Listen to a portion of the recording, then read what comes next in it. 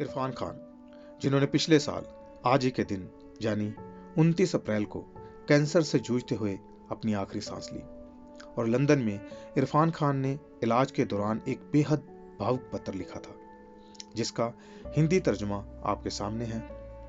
अल्फाज हैं इरफान खान साहब के और आवाज मेरी, हरिंदर बटालवी की। कुछ महीने पहले अचानक मुझे पता चला कि मैं न्यूरो एंडोक्राइन कैंसर से जूझ रहा हूं। मेरी शब्दावली के लिए यह शब्द बेहद नया था। इसके बारे में जानकारी लेने से पता चला कि यह एक दुर्लभ बीमारी है और इस पर ज्यादा रिसर्च नहीं हुआ है। अभी तक मैं एक बेहद अलग खेल का हिस्सा था। मैं एक तेज भागती ट्रेन पर सवार था।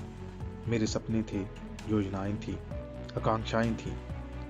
मैं पूरी तरह इस सब में बिजी था।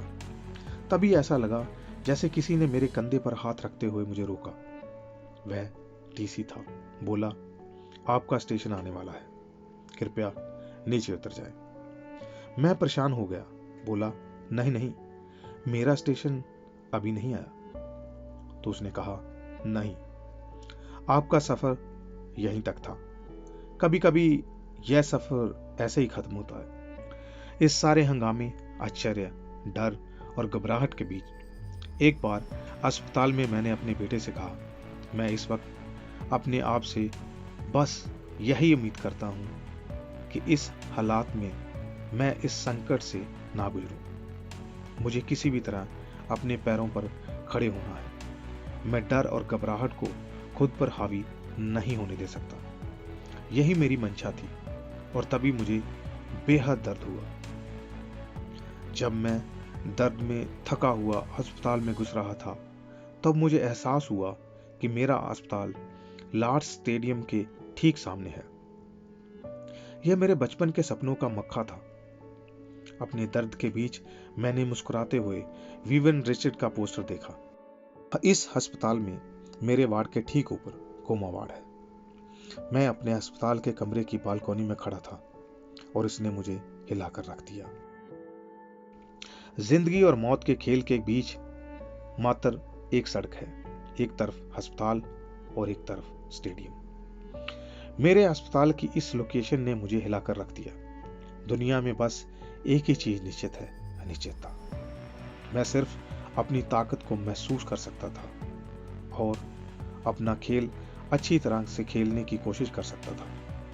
इस सब ने मुझे एहसास कराया कि मुझे परिणाम के बारे में सोचे बिना ही खुद को समर्पित करना चाहिए और विश्वास करना चाहिए। यह सोचे बिना कि मैं कहां जा रहा हूं आज से 8 महीने, आज से 4 महीने या 2 साल बाद। अब चिंताओं ने बैक सीट ले ली है और अब धुंधली सी होने लगी है। पहली बार मैंने जीवन में महसूस किया है कि आजादी के असली मायने क्या हैं।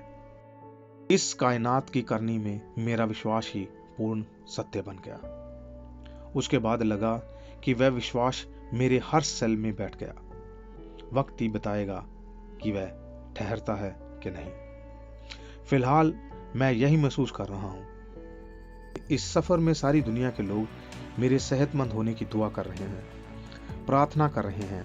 मैं जिन्हें जानता हूं, जिन्हें नहीं जानता, वे सभी अलग अलग जगहों और टाइम जोन से मेरे लिए प्रार्थना कर रहे हैं। मुझे लगता है कि उनकी प्रार्थना मिलकर एक हो गई है। एक बड़ी शक्ति तीव्र जीवन धारा बनकर मेरे स्पाइन से मुझ में प्रवेश कर सिर के ऊपर कपाल से अनुकृत हो रही है। अनुकृत होकर यह कभी कली, कभी पत्ती, कभी टहनी और कभी शाखा बन जाती है। मैं खुश होकर इन्हें देखता हूँ। लोगों की सामूहिक प्रार्थना से उपजी हर टहनी, हर पत्ती, हर फूल में मुझे नई दुनिया दिखती है। एहसास होता है कि जरूरी नहीं कि लहरों पर ढक्कन का नियंत्रण हो, जैसे आप कुदरत के पालने में झूल रहे हो। यह था उनका आखिरी खत। इरफान, आप यहां भी हो, लेकिन आप हमेशा हमारे दिलों में रहेंगे और हम आपको यूं ही याद करते रहेंगे।